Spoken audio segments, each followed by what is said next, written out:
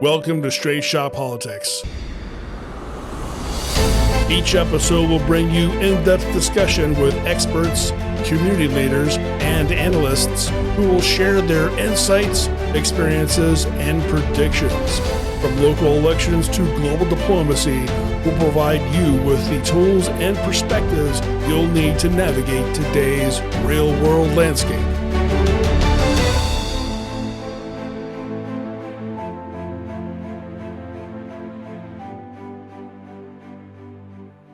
Welcome to Straight Shot Politics, coming to you from the MEC TSC studios. I'm Lisa Chafee. I'm Josh Cease. I'm Michael Nash. So tonight, gentlemen, we have Victor Zancudo, who is originally from Venezuela. And I brought him here to talk to us because we've heard so much on the news lately of what's going on in Venezuela. Now, we've been hearing about Venezuela for several years now. The conditions there since Hugo Chavez took over have been horrible. But a lot of people will say to me, why should I care about what's happening in Venezuela? It's funny you say that because last night, and I had actually forgotten that Victor was going to be on tonight, but last night I was out having a cocktail with a buddy and we ended up having a conversation with a gentleman who was born and raised in Belarus, which was under the control of the old Soviet Empire. Mm-hmm. And just talking about how he can't believe how ungrateful Americans are right now and how he looks around and he's been in the country now for 20 years, but he still is he can't believe his eyes because what he grew up with. And he goes, talking about waiting 3 hours in line for one loaf of bread. Yep. And then you see these just young, brainwashed, misinformed leftists who are propagating Marxism, socialism, in some cases, straight up communism. Every time I see an 18-year-old wearing a Che Guevara shirt, I want to rip my hair out. It's like, how about you talk to people who lived under communism or socialism and Marxism and what it really does to the people?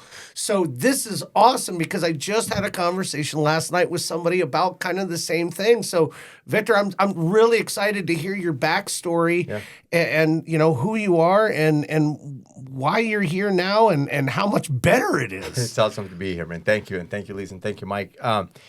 So I've been here about 25 and a half, almost 26 years now, and initially came here to go to school. So I came when I was 19. I had 3 years of chemistry. I was studying chemistry in Venezuela and at the free college, right? And I know this is on YouTube, so I'm definitely doing air quotes for those who are listening because as we know, it ain't free, right? Somebody's paying for it. What was paying for it was the oil. So there was so much oil in the country, and we can get into that. But, they discovered oil like in the 20s. But anyway, by the time, like around the 70s and 80s, oil was nationalized. I think it was around the 50s, I think. But oil was nationalized at some point, and there was so much money in the country that everything was free, right? Well, it's not free, but there was so much money that there was enough to run those systems, to run those to pay for the schools, to pay for all the stuff, and for the politicians to steal. So there's enough money that everybody was getting rich off of it. There was fraud, and people would still go to college, and it was fine, except for example, my first year of college in '97, teachers were on strike because teachers would go on strike all the time because they didn't get paid. So instead of starting school in August, I started school in December. So that's just a minor example, right, of what happens when everything is free, because it isn't, because greed takes over. So anyway, came here initially for 6 months, supposed to study English for 6 months and then go back. And within those 6 months, I saw, well, first off, my English wasn't that great, so I needed to stay for 9 months. And I came to Ohio, went to Hocking College, and funny, learn English in Nelsonville, Ohio. That's... there's other places you can learn English. That's a great quote right there. I learned English and Appalachian at the same time. It was awesome. And but then once I realized how bad things were getting back home, and it's like, you know what, we're gonna do everything we can to stay here, do it legally. I was very fortunate that I came here with a student visa. Then that turned into another student visa, a couple of work visas, green card, etc. But I just stayed because the situation in Venezuela became extreme to the point that there's just I didn't see a future. My parents ended up coming here as well. So my sister and I came together. Then my parents ended up coming. I think I was telling Lisa the other day, I have 7 family members left in Venezuela. Out of my entire family, mom and dad, 7. That's it. Everybody else is gone.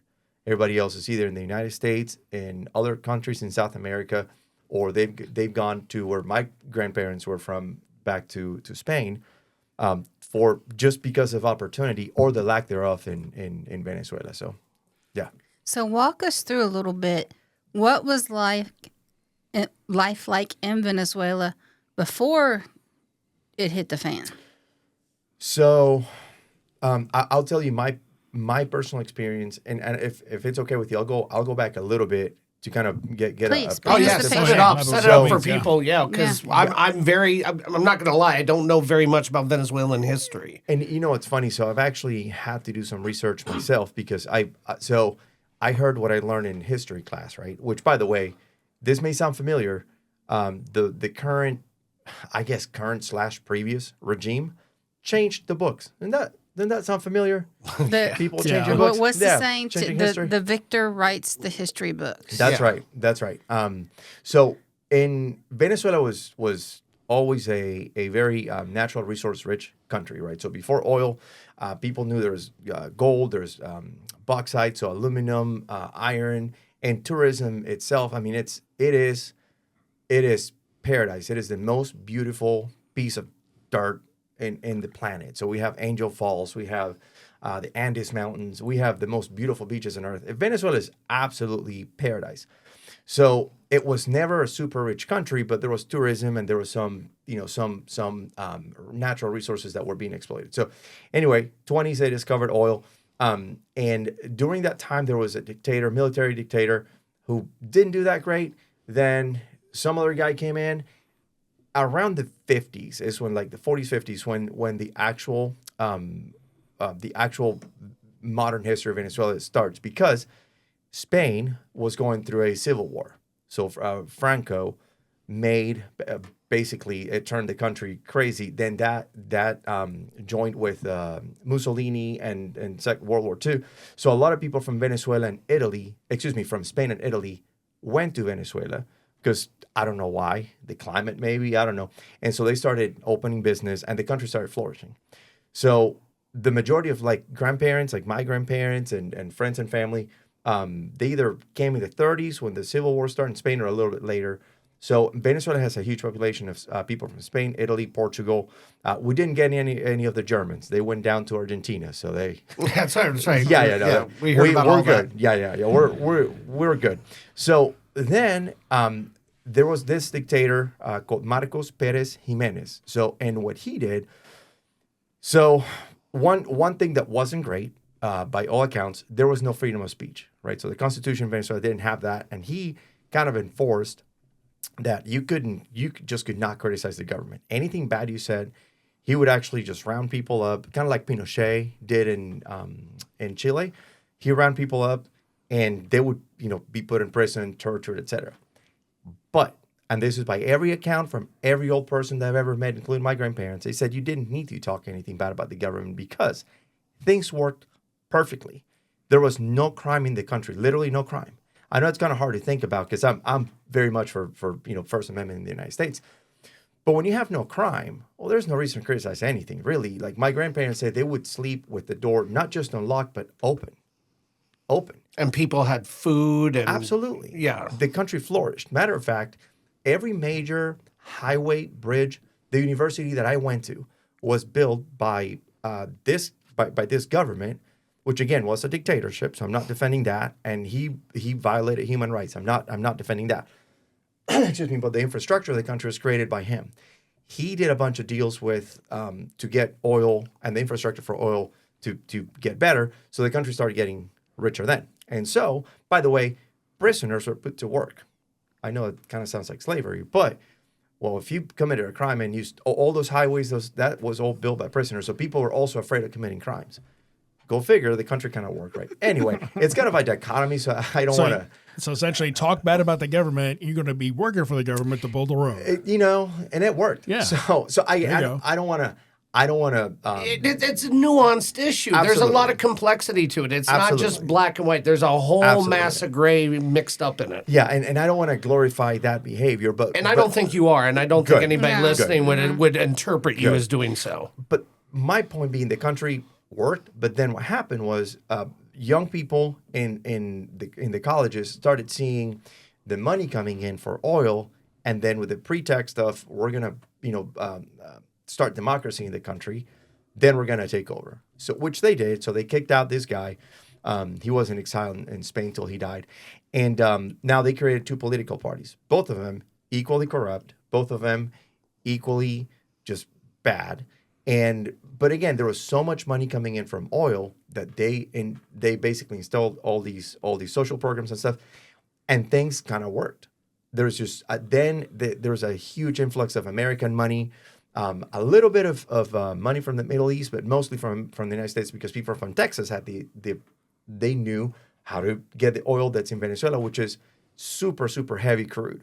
So it's like it's one of the hardest oils to process, but we have the largest reserves in the world. Yes, you do. And so they said, we'll bring people from Texas. We'll figure it out. So once that happened, these two political parties just went back and forth, back and forth, back and forth. The country flourished. So to get to your question, the country flourished. Everyone was doing well. The middle class started to do awesome. People would come to Miami for a weekend just to go shopping, and not the rich. Just middle-class people, because there was so much money in the country, so much success and progress. And so, but what happened then was, again, there was so much greed that both these political parties, they started taking money, and in 88, 89, there was a protest, a huge protest against the president, and people just lost it. Inflation was going through the roof. And so that then sparked this, and you named him, and I'm not going to name him because he does not deserve his Fair name enough. to come out of my mouth, because that dude has caused so much suffering to my family. But that clown basically did a coup in the early 90s. He was in the military. He did a coup, didn't succeed because he never succeeded in anything. That dude sucked at everything he did. Got put in jail, but from jail, people saw him as a messiah. People saw him as a solution to both parties who were just jacking up the country. And so what happened then is, from jail, he did a few things. The first thing he did he rewrote the Constitution. Okay, the Constitution we had worked, but he rewrote it. I'll tell you why that's important in a second. Rewrote it, and then we had a senile president. Now, this may also sound familiar. A very senile president. What are you guys laughing? Who let him out of jail. He had like a long sentence. It wasn't a life sentence. It was a long sentence. He committed treason against the country. He tried to do a coup, right? And people got killed. And but what happened was, this president pardoned him. He came out and he painted himself as the savior. He said, both these political parties have been screwing with the country for 50 years. I'm the one. So he was a populist leftist who people believed, and he sounded, he had a ton of charisma, and he sounded truthful, and people liked that. And the education system wasn't that great, and when you keep people ignorant, they'll listen to whoever, right? And so they bought it. So he ran for president and won. And as part of him winning, then one of the things that he did when he rewrote the Constitution, then we had to have a new Constitution be voted in. In that Constitution, there were things such as, there is no such thing as private property. So Josh, you own two homes. The one home is vacant because it's your beach house or whatever. That now can belong to the government, and it does. Wow. I have friends who had, their net worth was the equivalent of a couple $1 million in American dollars. They had tons of farms that would provide grain, rice, food, goods, and services. trucks, military trucks, like deuce and a halves and things like that, would just show up filled with people. And they said, now this belongs to the people, not to you. And that's that. Wow. So when dudes with weapons show up at your doorstep and say, this doesn't belong to you anymore, you just kind of say, well, I guess that's that. So when he won that happened, he also in the Constitution, now there were, you in Venezuela, you couldn't get reelected twice in a row. So you, as a president, you could be reelected, but you had to wait at least one term. Well, in the new Constitution, there is infinite reelections forever. Imagine that. No term limits. Well, so, North Korea also has elections, Yeah. you know. But you know what? What he just said about The seizure of private the property. seizure of private property, doesn't that sound a lot like let's take from the rich and give to the poor? Well, it is. I mean, that's what it is. It is a Robin Hood fantasy. Yeah. Yeah. You know, Like Mondami in New York, rent freeze. right. Well, yeah. And then, does anybody have weapons, like privately owned weapons? So, good question. And so, again, super long way to answer a question. I tend to do that. That's okay. So, ultimately, things were okay until about the mid to late 80s. There's also a huge migration of people who came from the fields, basically from the interior of the country. They went to the main cities, like in Caracas mostly. And then, if you watch any movie with like the slums on the hillsides, that's what Caracas turned into. So crime started to be really high. So the crime rates went up, and just regular crime, not necessarily organized crimes. Well, then in those little slums, then there were gangs that started to form, and not like Crips and Bloods, like a nationwide gang. Just that's later. That's Trinidad, which is an actual thing. Who's the people that are getting kicked out of the country, but or Trinidad, as the president calls him. It's pretty funny how he says that.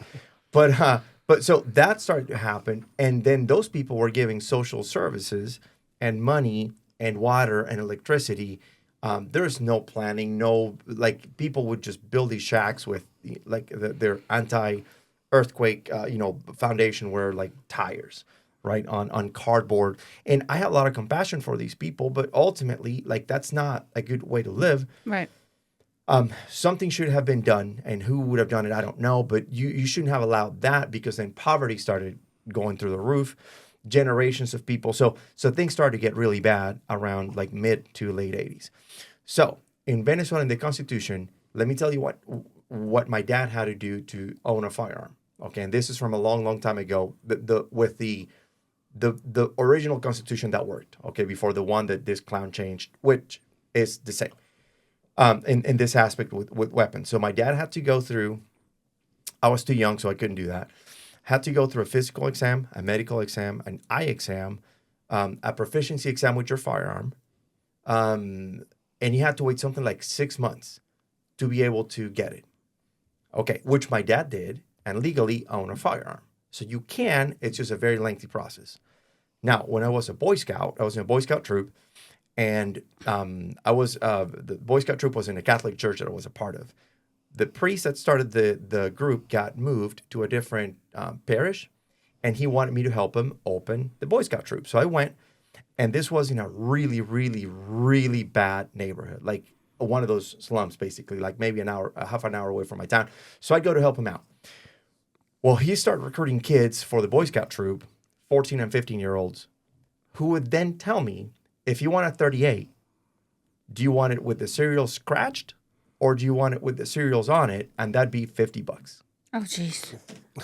My point being, while citizens legally had to go through a 6-month process to still be denied, if the government wanted to, you could just buy weapons off the street. That sounds familiar From now. a 15-year-old.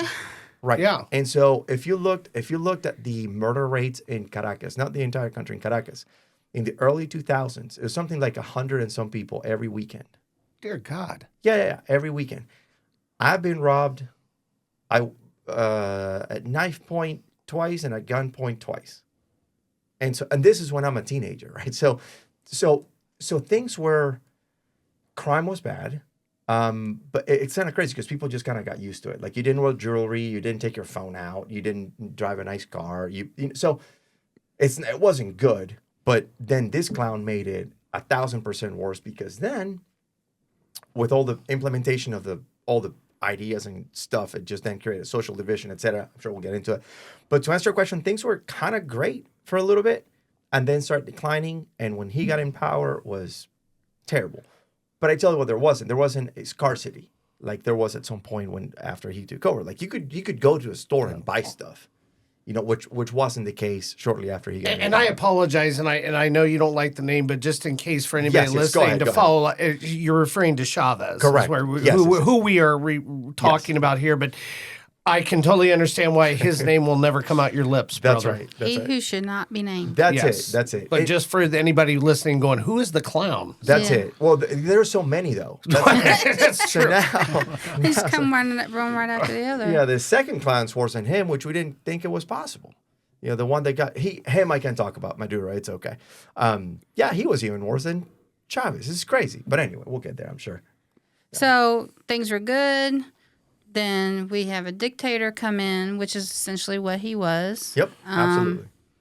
I don't even remember what took him down, but He died. So Didn't he That's have right. cancer or something? yes, yeah. So it's so crazy, man. So there's so many conspiracies and theories and stuff. So one of the things that happened. So Simón Bolívar, or Simon Bolivar, is it's pronounced in English. So he was the father of South America. So he's the liberator of South America. So George Washington, South America. That's my dude. He wasn't perfect, but that's my dude, right? So he's like the hero of the country. So Chavez had this obsession with him. This obsession, like there are pictures in Congress of Chavez and Simón Bolívar, and the face of Bolívar has been changed to look like Chavez. Like it's crazy. Yeah. He had this fixation with him that actually he changed the name of the country from Republic of Venezuela to the Bolivarian Republic of Venezuela. Why? Who knows? He just liked to say Bolivarian, and everything was Bolivarian, right? Because Bolivariano. It's such garbage. Because he took this dude's name in vain, basically. Anyway, Right. So there was this. It's kind of okay. So I want to get into woo-woo territory, and I like it. So, like you're not supposed to open like the sarcophagus of Tutankhamun or whatever. Mm-hmm. Yeah, Okay. don't the curse of the Pharaoh. Don't do it. Don't do that. Okay. There was something that was always said about Simón Bolívar. You don't open his tomb, like his coffin. He's there. That's it. And he was buried with his sword. Okay.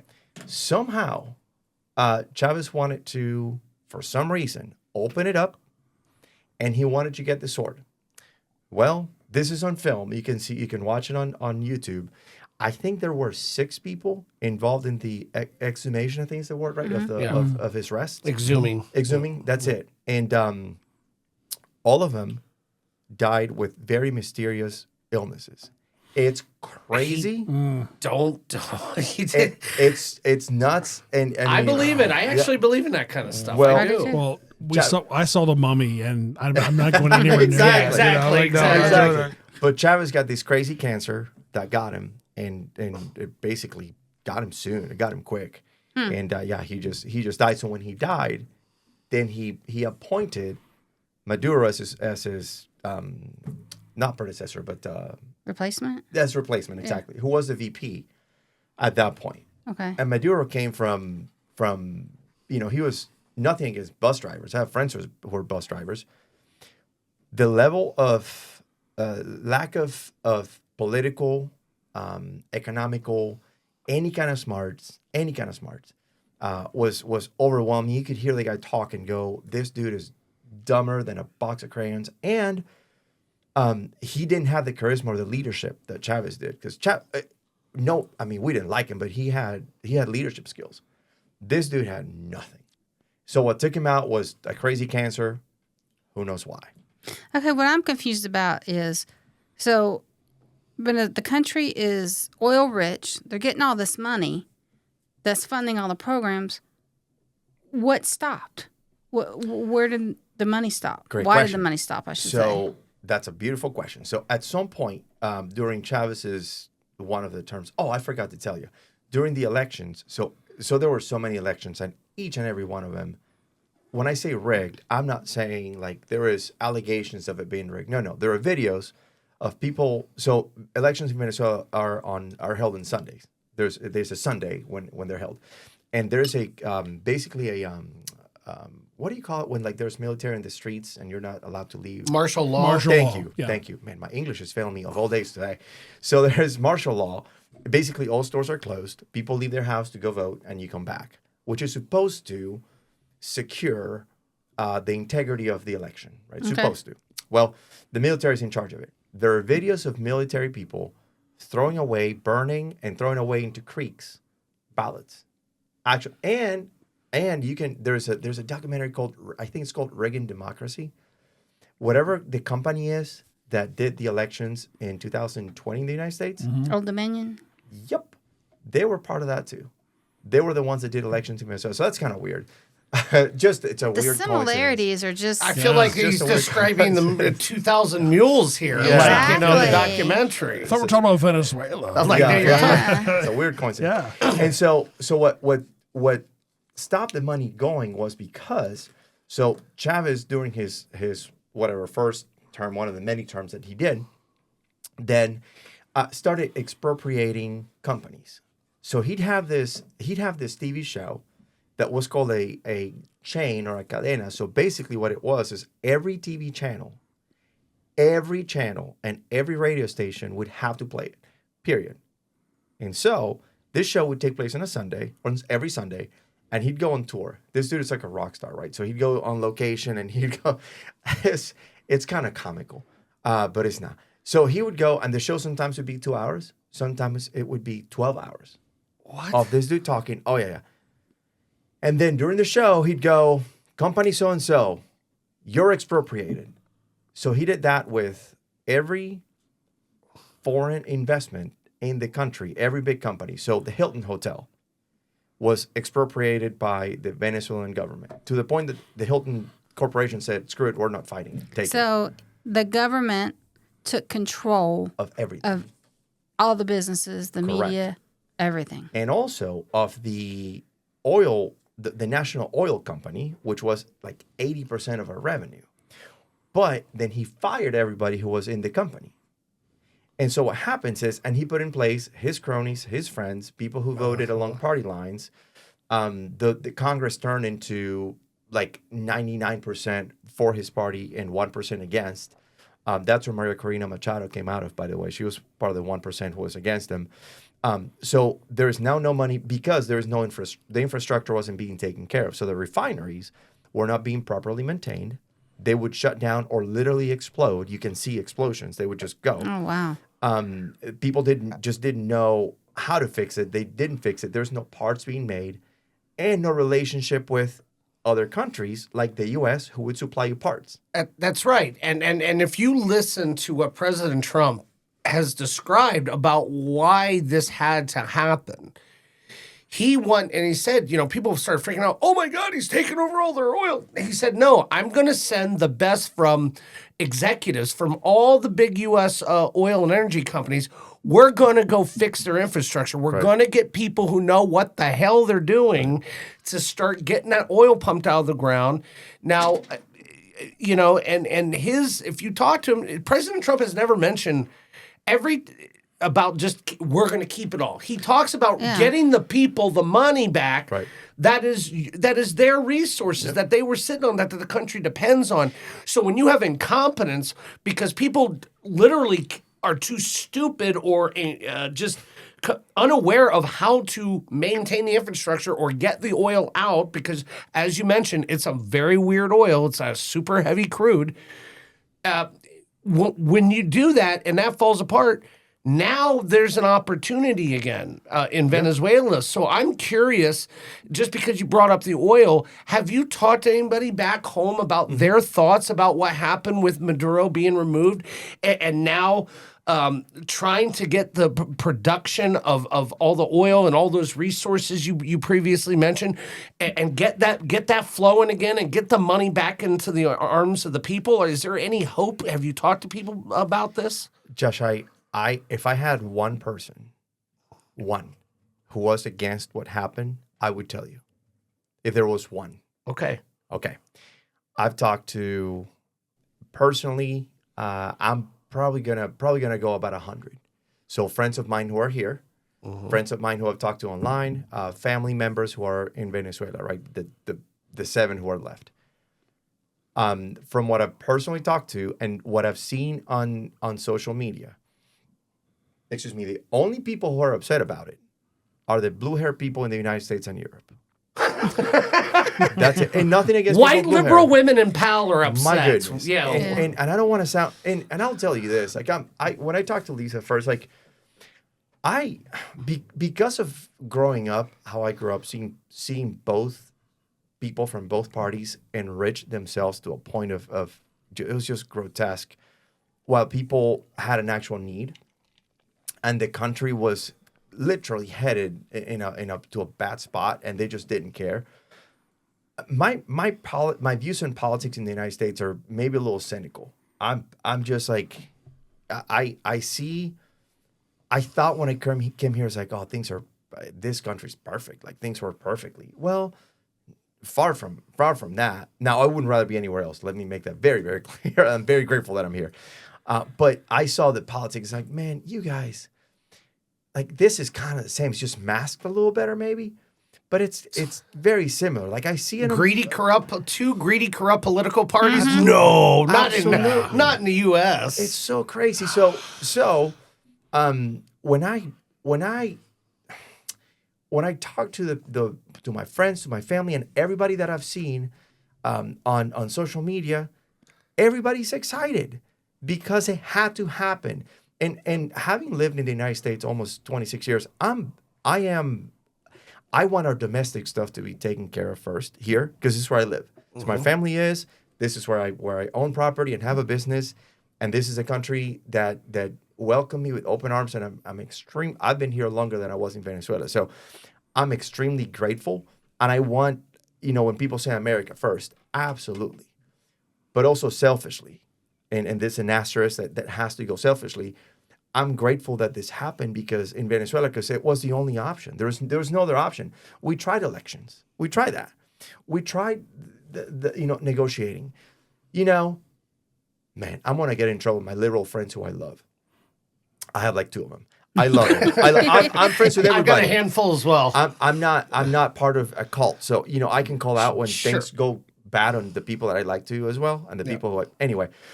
The worst.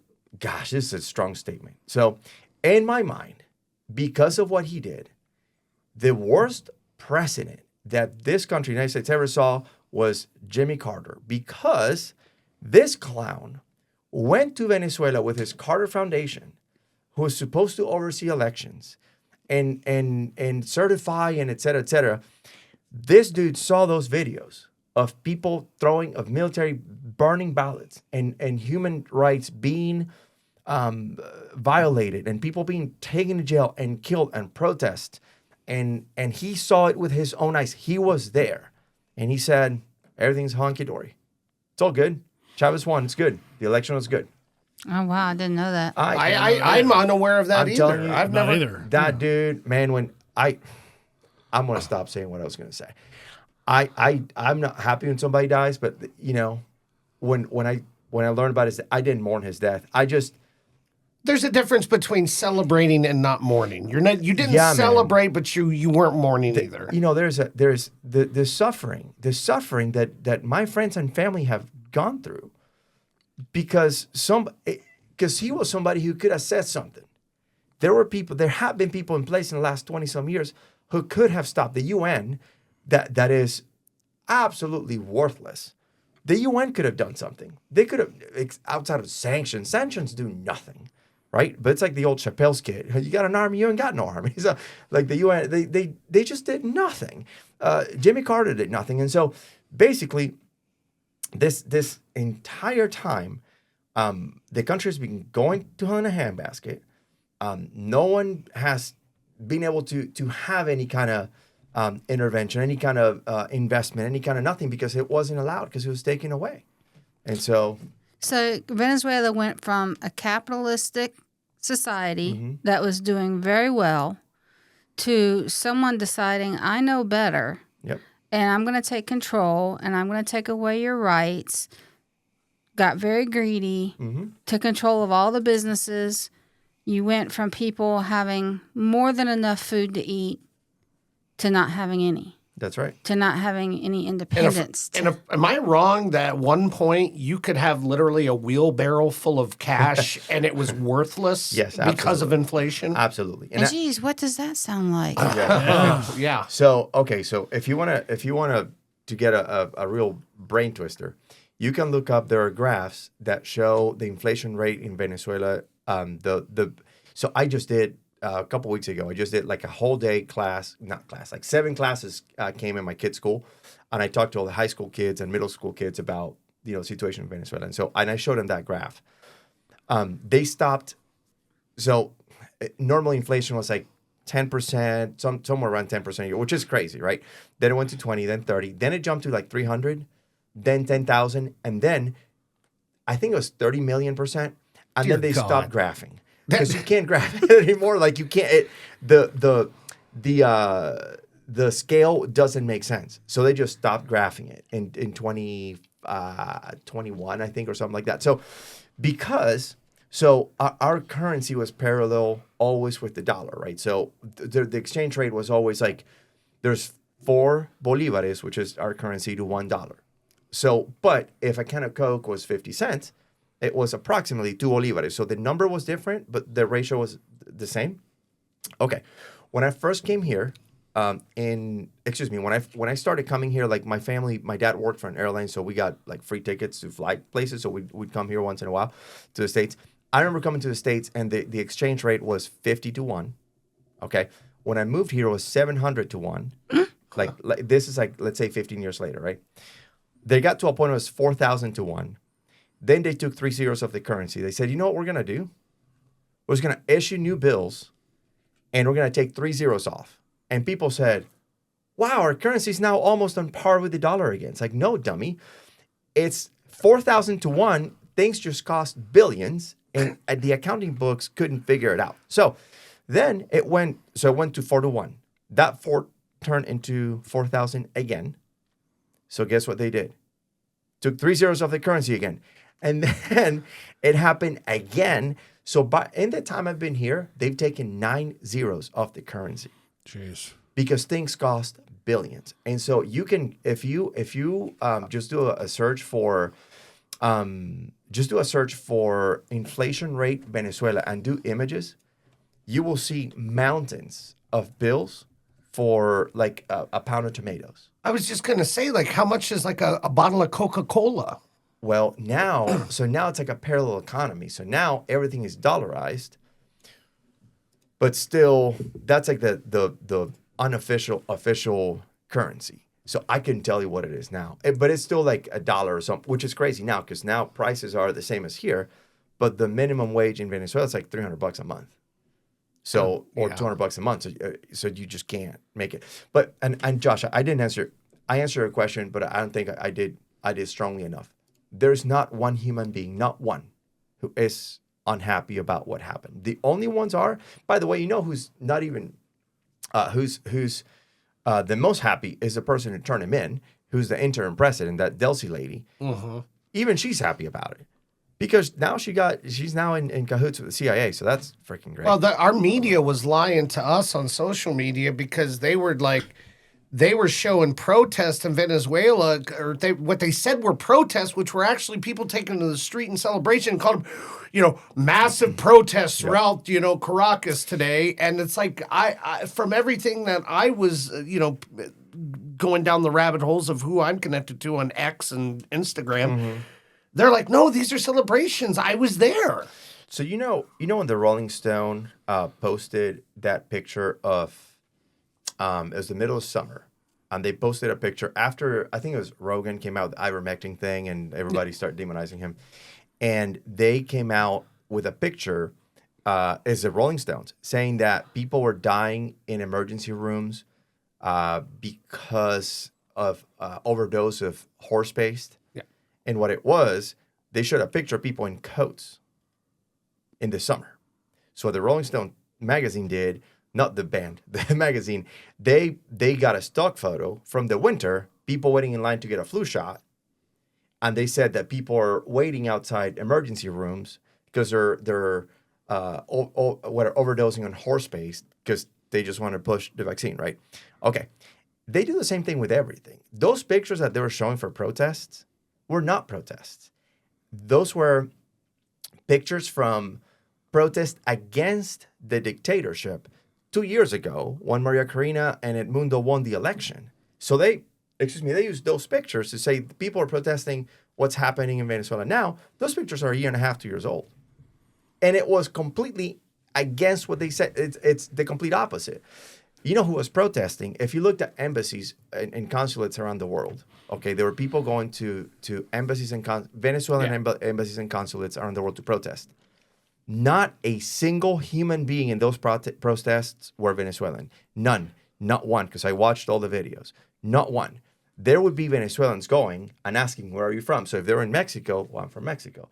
If they were in Belgium, I'm in Spain, I'm from Madrid. Not one was Venezuelan. They were all either paid or ignorant and do-gooders who just, who think that, this drug lord and dictator should have been there. And so when I say that blue hair people, I love my blue hair friends, but it's people who are completely uninformed, who I've always, by the way, I've always welcomed them to go. Go. Just go. You don't even have to go for a month. Go for a week. Don't take the tour. Don't take the tourist route. Go live with a family, with a middle-class family, and tell me how you like that. Because there's no food. Because the power goes out every 3 hours. Because there is brownouts. There's scheduled blackouts. Because a third of the population has left the country. We have literally migrated out about 8 to 9 million people out of 29 million in the last 20 years. Speaking of that, you had touched on Trinidad. Mm-hmm. Tell us about that. So I'm not an expert on that, but I'll tell you what I know. They are first of all, a true gang. They are one of the most ruthless and dangerous gangs in the world. Right on par with MS-13. So when I came, they formed kind of after I was here. They started in prisons. They started in the prison system in Venezuela. And so, but what happened?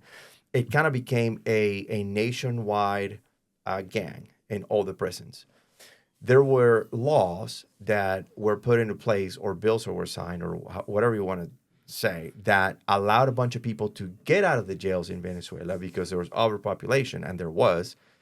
But the regime said these are these poor people who we have to have more empathy for, so we're just going to let them out of prison. And who they let out of prison was a bunch of murders and a bunch of like really, really bad people who then are on the street, and now they have their gang, and they try to start committing crimes against people in the country, right? Well, so many people migrated out of the country that they had no one to rob, basically. Oh, jeez. So what they did is they followed. So the Venezuelan migration out of our country started to Colombia. People would walk to Colombia. Then Colombia was like, what's Uncle Eddie from Christmas Vacation? Yeah. Like the pooper's full. Yeah. That's basically what Colombia's like. We're full. Keep going. So then they went to Ecuador, then Peru, then Argentina. So people walk 90 days. It's been years in the making of them just slowly snaking their way up through the Panama, Costa Rica. So what happened was so many Venezuelans went to South America. All the South American countries were like, yo, like you're great, but there's like a lot of you here. So, we can't take so many of you like this, because there were, people were taking jobs and doing stuff for people from the other countries. And so but still they were being welcomed because there were good people, right? Good people who were leaving to go get a better future in other countries. Well, but then the gangs start following them because they had no one else to rob in the country. So Venezuela is actually kind of safe now, because Because they're all they're all gone. the criminals left. So and there's no money to take Exactly. from Yeah. anybody. And so after they filled South America, they started going north. So that's when they started migrating here. And very unfortunately, the immigration policies for the previous years allowed a bunch of those people to come in. The media told me that was a myth. There were no Well, gangs taking over apartment buildings. There were no Venezuelan gangs taking over apartment buildings in Denver, Colorado. Yeah. That was all made up. That was Trump propaganda, I was told. Yeah. Oh, wait, somebody who knows because they are from Venezuela can explain it better than our lying media, which it pisses me off to no end because I've always found it funny. Liberals like to talk down to the people that trying to tell you, it'd be like them telling you, no, you actually had it good. You just don't appreciate it, or that you're a line, or that you're secretly a rich, your family's super wealthy and you're hoarding all this money, which is not true. Right. You can't tell somebody who lived the reality that you lived, that your reality was not your reality. But they're very good at doing that, trying to deny your lived human experience, Victor. But you know what, though, Josh? It's crazy because that's a whole point that I've heard from the media. It's like, listen to the people, listen to their lived experience, right? Right. Well, it's only convenient when it aligns with their rhetoric. When it doesn't, again, when I say like, dude, no, I was at 15 years old, I had a knife put to my side. So like Venezuela was super unsafe. Well, that's, there's just one incident. There's crime everywhere. Yeah, exactly. There's one incident. It's like, well, except every one of my friends has a story like that. Except that's just what we lived in, right? And so when it's convenient, they say that. But I had a really long Facebook post, like anyone read it, right? But I did on purpose, and I waited like 2 to 3 days after Maduro was taken out.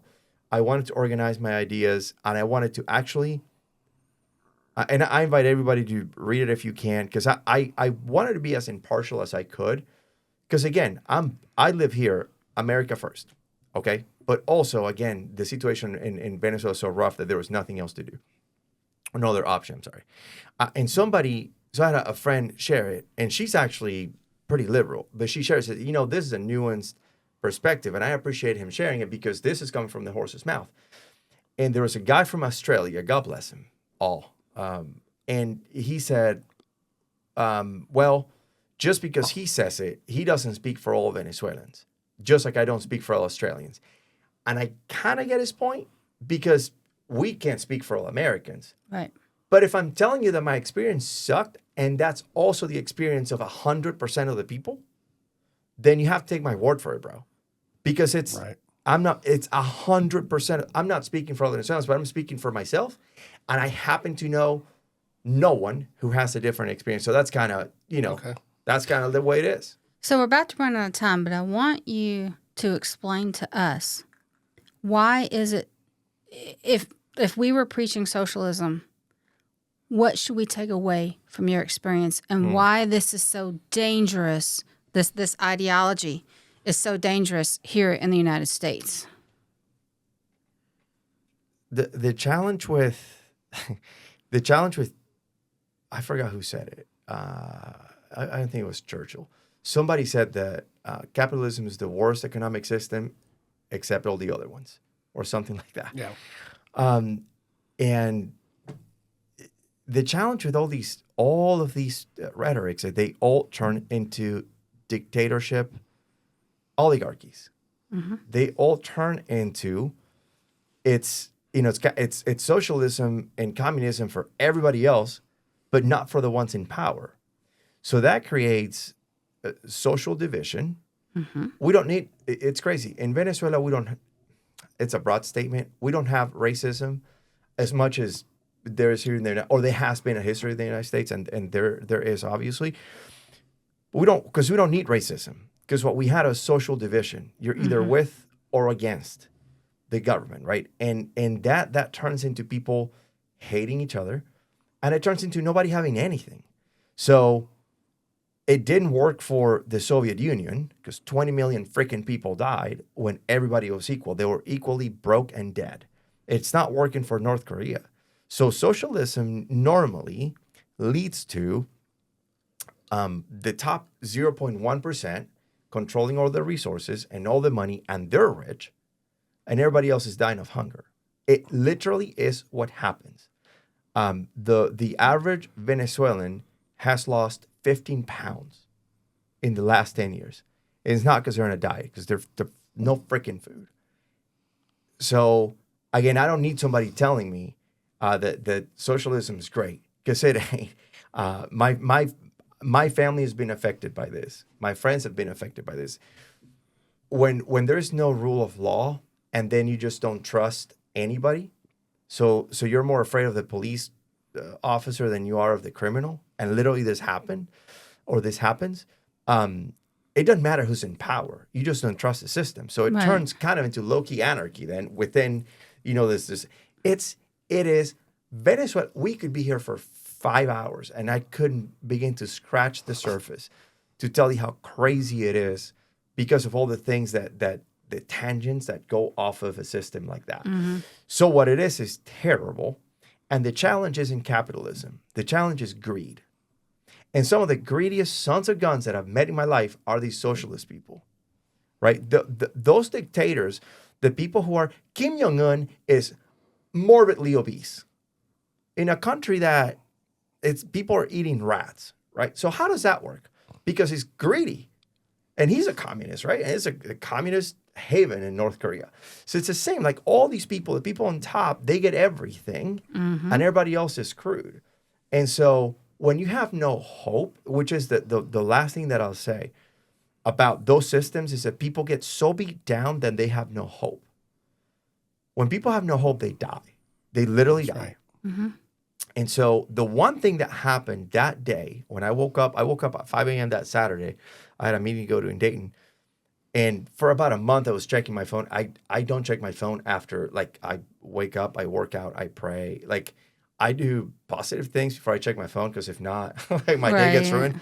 But it's like, okay, those boats have been parked in front of the country for like a month. Like, something's going to happen. I couldn't believe it. So I called my grandma and my aunt, who are still in Caracas, right? I called them. And they were up since 3 a.m. because they were watching a movie, and then they heard the actual explosions in the airport not where he was taken out, but one of the bases that they bombed.